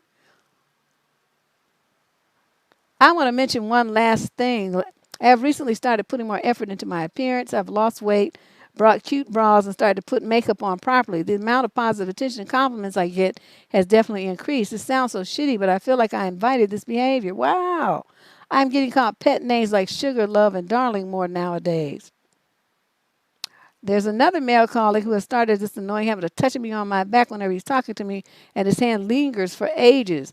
I'm definitely feeling more confident in body lately, but I can't take this kind of behavior. Maybe I need to loosen up. I'm driving myself mad here. Was I actually harassed? Yes, and a lot. And until you start speaking up about it, it's going to continue. This is a long letter, but thank you for the detail because these things are important. And you're in a situation like this again, you have your phone, turn it on and start recording. This guy was talking all this shit, you should have a recording of it. And then you send it anonymously to his boss. Say, this is what the female employees of this company have to deal with. If you don't want to do that, send it to a newspaper. Okay? With his full name and everything. This is what the female employees of this company are subjected to by director so and such and such. Full recording. They'll know what to do with it. I would cream sauce that motherfucker. He would be out of a job and his name would be Mud. Because, see, once they start flashing the name of the company and say, was this the kind of culture that you have there where you allow men to do this kind of stuff to women in the office, in the workplace? This is flatly illegal. Everything that he did to you was illegal and a violation of federal law, sexual harassment, discrimination, bullying, all kinds of stuff. He violated every kind of law there is. And you sitting up here questioning if you were wrong, if you need to loosen up. No, when somebody touches you and you don't want them, you turn around and you grab their fingers like this and you pull them back.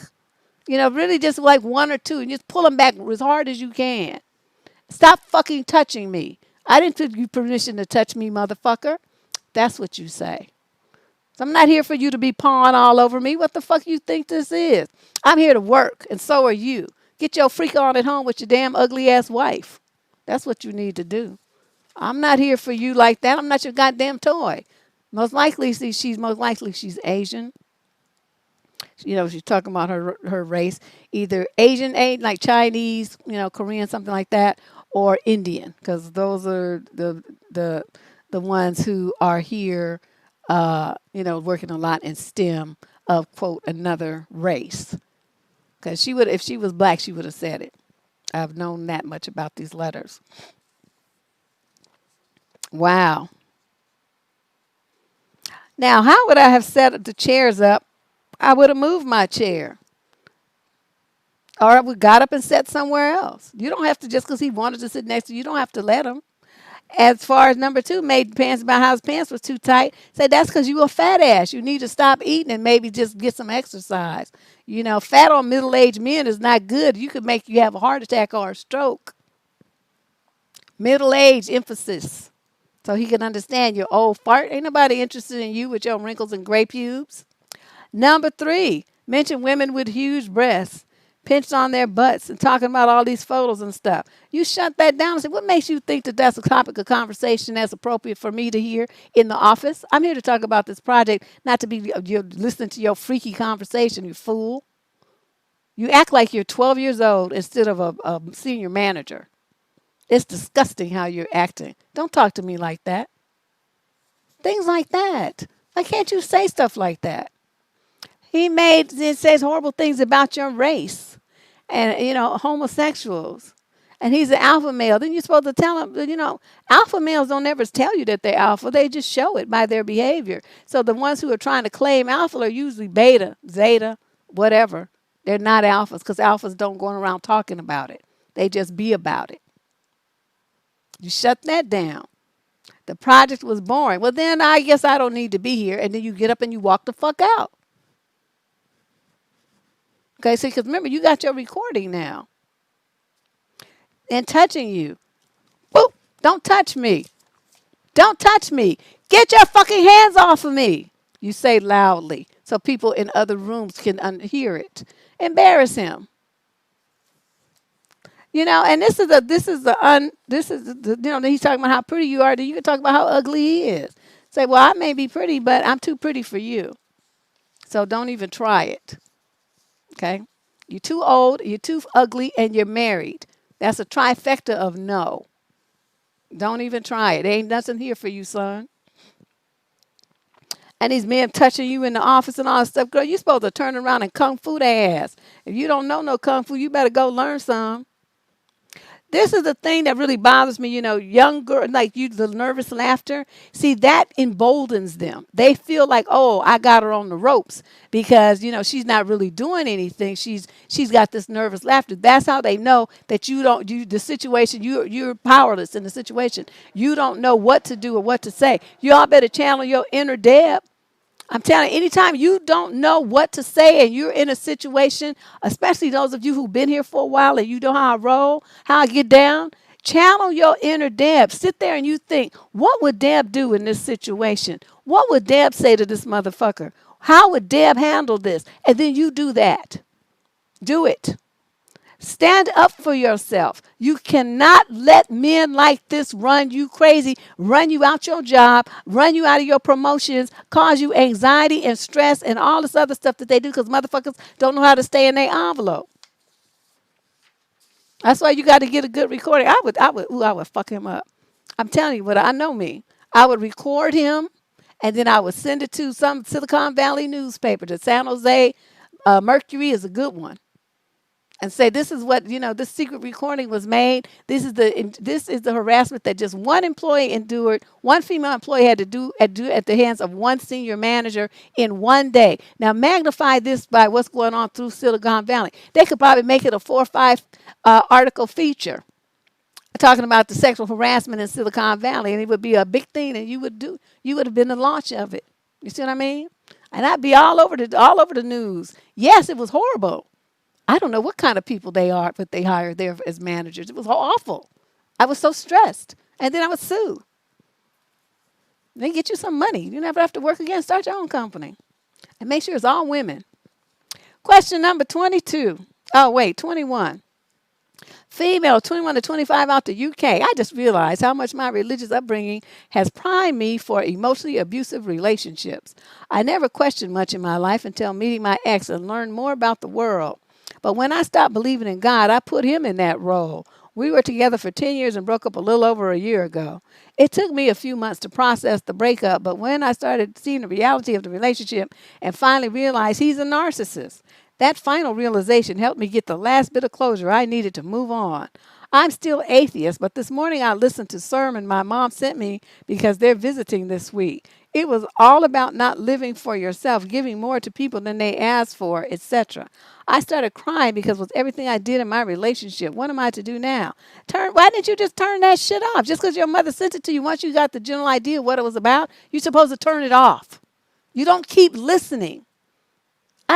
Do people just feel powerless? I mean, what's going on with these young women? Y'all don't know. You don't say no. You don't say stop. You don't block people. You let them talk to you all kind of crazy. You don't speak up for yourself. You just let people treat you any old kind of way, and then you have an option here to just turn something off or tell your mother not to send you stuff like that anymore because you're an atheist, and then but you don't do it. You don't do it. What is going on? Yeah, I guess people said February should be about self-love. I think y'all right. I can't fight it anymore because this is everything I'm seeing is like there's just young ladies just don't love themselves at all. You don't even like yourselves very much. You don't treat yourself with any kind of respect or dignity. You just let people just talk to you any old kind of way and treat you any old kind of way. And you stay in a relationship or you stay in a situation and just keep taking it. I'm telling you. What would Deb do? Y'all better start doing that because I'm sure there's going to be a lot of situations where you don't know what to do. You wouldn't know how to handle it. But you know that you've heard me talk about like a million different situations. So you can just channel that. Do that. Pepper with a few motherfuckers. They'll be all right. They'll be real straight. Question number 22. Male. 30 to 35 out of Washington, D.C. I'm engaged for 7 years and we have been living together for 5. After about the 3-year mark of living together, I started feeling down in the dumps and unmotivated. I started to think I had depression. But after much soul searching, I've determined that I'm just no longer in love with her. I love her with all my heart still, but I just don't love her romantically. Kind of like a best friend or sister. I feel like I need to talk to her about it, but I want to do it as gently as possible, and I'm willing to try and rekindle the flame before calling it quits. We currently have everything shared, and I trust her to not just rage and try to take me to the cleaners. Engaged for 7 years. Anyone willing to give me some advice or help me come up with the best words to use to explain how I'm feeling? I know this is kind of short considering the topic, but I'm trying to keep a rather long story as short as possible. I appreciate that. But sometimes, you do need to make it a little bit longer with a little bit more. I know, I say don't send me these long ass letters. But sometimes I need a little bit more data. You could have added a little bit more information here. Like, how old is she, for instance? Why have you guys been engaged for 7 years? Who was the one who didn't want to move forward and get married? Was it you? Was it her? There were some things here that would have been important for me to know.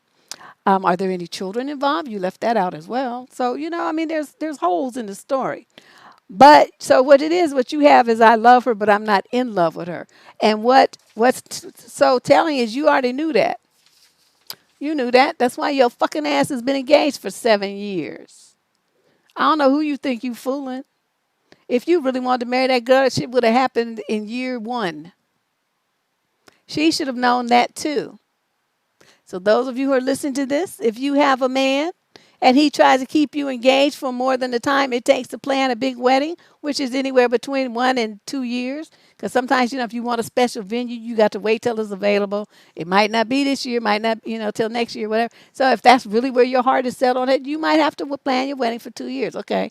Some people just say, well, fuck that. We're going to change venues or whatever. But there's no reason for anybody to be engaged, especially if you're a mature adult, you know, for more than a year. When you're in your 30s, 40s, that 6 months is about right. Um, Young people, they have to save their little money and, they getting their first apartment and, there's a lot more going on. So they usually might take a little bit longer. But you're in the mid 30s, you're on the downstroke to 40 years old, and you trying to be engaged for 7 years. You trifling piece of shit. And so that's what that was. He was just playing, stringing her along. She was Miss Right Now. Say, that's what it was. That's why you never pulled the trigger and got married. So just be honest with the girl. Say, I'm just really not feeling this, and I never was feeling it, and I just gave you that ring to shut you up. That's what you did. And so just end this farce. Move out or let her move out. Help her move out. Get her a place or whatever. And then y'all go on with your lives because this is a joke. Question 23, male 26 to 29 from Montreal.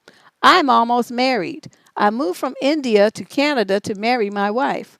I'm a guy and I'm straight, but I love to strip and get naked. Oh. I train a lot and my body is quite nice. My friends and future wife to be don't know anything. I strip on cam and then I do all the stuff I'm asked to and I love it. Some of the audience members are men. Can you tell me why I'm doing this? Because you're a little freak. I mean, what is this, like a trick question? Because you're a little exhibitionist, sir. It has a name. You might not know it coming from India, but I understand the universities there are very, very good. So it should be a word and a concept that you've come across. Exhibitionism. Look it up. And you will see that's you. Your face will be right there in the dictionary, right next to the word. It's going to be you. Yeah, some of the audience members are men. And you're aware of this and you're doing it anyway. I'm going to suggest this. Don't get married. Don't get married. You would be putting that young lady into a situation that's very unfair. She's thinking she's going to be marrying somebody who's normal and who's going to be like a husband and father and, son-in-law to her parents and, uncle to her nieces and nephews. And she's thinking that, it's going to be like normal. She's marrying a normal man. You're not normal, sir. So you would just be getting her involved in some bullshit, in which case she's going to end up hurt. Her family's going to end up hurt. Your family's going to end up hurt. It is better to break it off now rather than involve all those people in some bullshit because you like to do a little freaky ass, like to strip on camera and do freaky proclivities on cam for people. I hope you're at least getting paid for that. Okay? Because all those people be making a lot of money. I don't even know what to say. I just, sometimes I just really don't have any words, but all the words I do know is don't marry that girl. Keep her and her family out of your bullshit. That's my bottom line. Question number 24, female 30 to 35 from Edmonton, Canada. Can it ever work long term if you find your relationship or husband boring? We've been together for 3 years. We're both in our early 30s and we have a 6-month-old baby girl. I know all relationships eventually settle into a routine and lose the initial excitement, so I'm not looking for passion fireworks, but I am always bored by my husband's company. I don't look forward to spending time with him. He's not the best communicator, so we never really get lost in conversation and sit or talk about anything deep, inspiring, or anything he's passionate about. The only thing we seem to have in common is the baby. I often just feel like I'm talking at him rather than it being a two-way conversation. I actually dread long car journeys with him and even sitting in a restaurant. I hate being that couple that hardly talking on date nights. I'm looking around wondering what others are talking about around us. I've never felt this way when out with friends and family, and even my male friends. I'm never bored of anyone's company or have time to be looking around in a restaurant. I've never had this problem in past relationships either. Right now, the baby's sleeping, and he's been asleep on the sofa since 9, like most weekends. I just feel so alone. I've spoken to him about it, and he said it's just the way he is. He works 6 days a week, and when he's home, he just likes to do nothing. So he does the baby's bedtime routine and then falls asleep. I don't think we even have an hour in the day where we truly connect. His dad is the same and is the type to only speak when spoken to, so I hate to think that this will be my life forever. It's like he isn't passionate or curious about anything in life. I don't want a relationship like that. I feel like I'm giving up a part of myself just so my baby grows up in a family unit, but at the same time I worry she'll grow up thinking that this is normal and then repeat the pattern. I'm not asking for a fairy tale romance, just some type of connection would be nice. Well, that's why women get married, to have a companion. It don't sound like you have one. So what are you doing? I mean, this is the part that drives me crazy, though. I mean, surely you knew he was like this before you married him, right? You knew he was like this. He couldn't have just magically turned up that way, like just overnight. Like, dink a dink a dink, and now all of a sudden he's this boring, non-person communicative individual, right? So, since you knew that about him, why did you marry him? Did this not occur to you that, this is not going to be a good thing to have on your plate for the rest of your life? Which is what people usually think about when they get married, like till death do us part, that part of the vows and all that stuff that people usually say. You didn't think about any of that?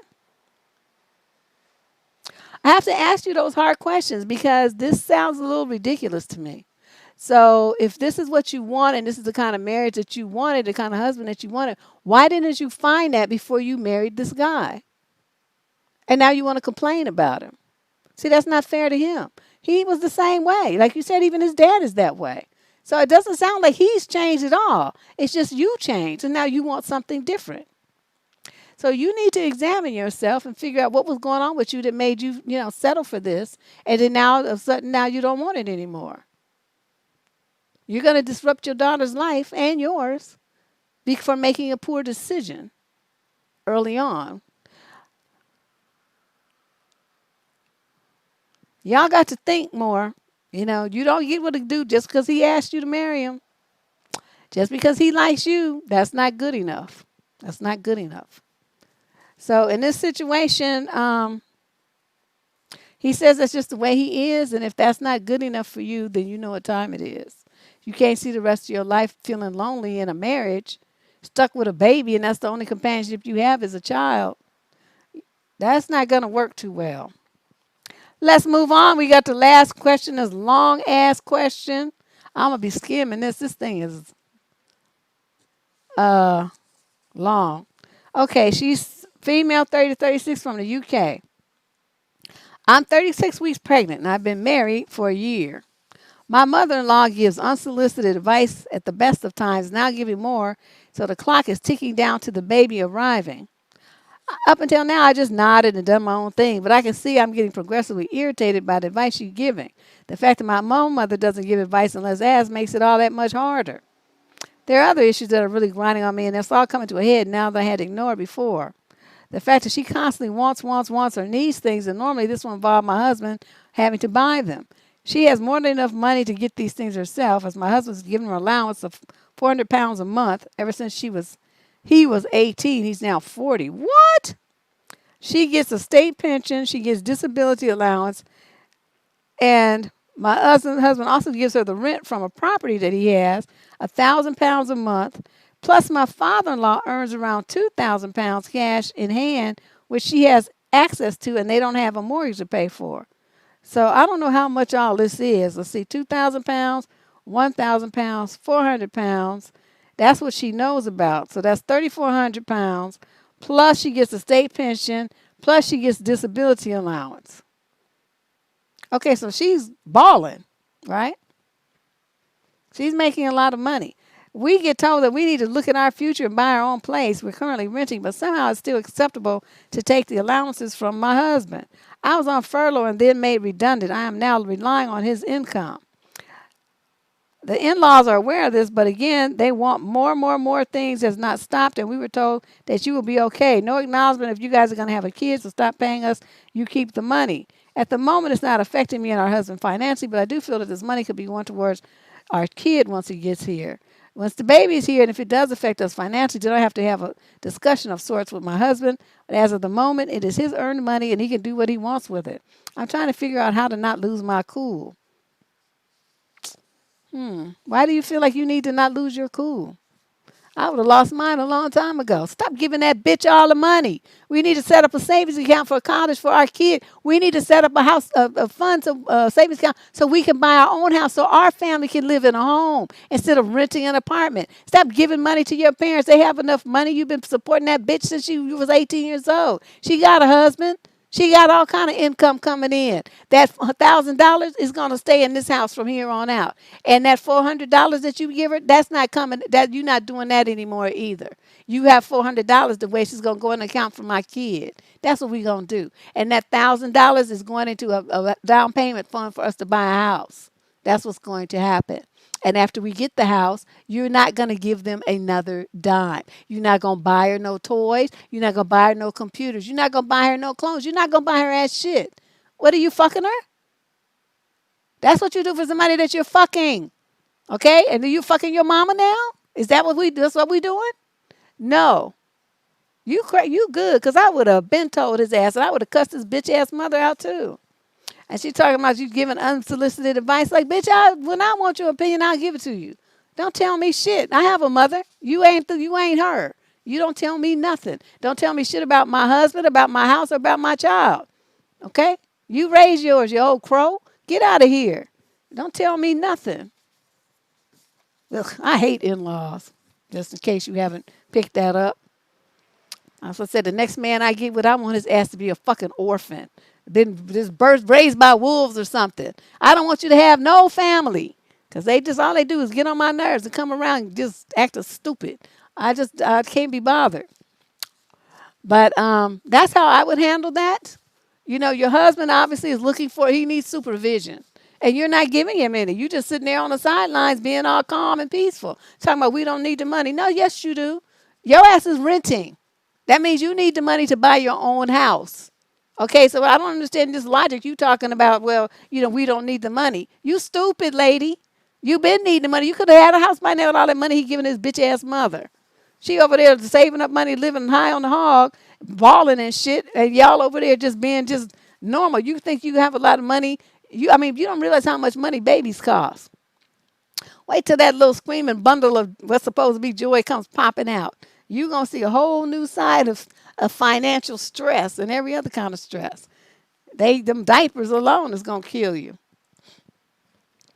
Anyway, I hope you guys enjoyed this edition of What the Fuck Tuesday. This is what we do here every Tuesday. So if this is your first time coming, roll on through next week. I'm going to also be here on Thursday. We're going to be doing another advice show on Thursday. It won't be this long. I think I have about 15 questions. I don't know. I saw it. It's like, but anyway, we've been getting so many letters in lately that it's too much. So I'm going to do, since we did away with DNN for the season, I'm going to do another advice show this week at least, maybe, a couple of weeks until I catch up. But we're going to do that at least this coming Thursday. So we'll have What the Fuck Thursday, same time, right here, more of the same, okay? If you want to submit a question to have your question responded to on What the Fuck Tuesday, use the link that you can find in the show description below. Just click it and it will take you to the advice submission form and you can fill that out. We also take video submissions. If you want to talk about your question, you can do that as well. That's a different way, but a lot of people don't choose to do it. So I'm glad all of you came through. I enjoyed talking to you and I hope you enjoyed it too. Yes. What the fuck Thursday? That's what we gonna do. Tons of letters. I'm telling you, especially from the UK. It's unbelievable. But I'll see you lovely people on Thursday evening, okay? Go out, be great, make me proud. Bye.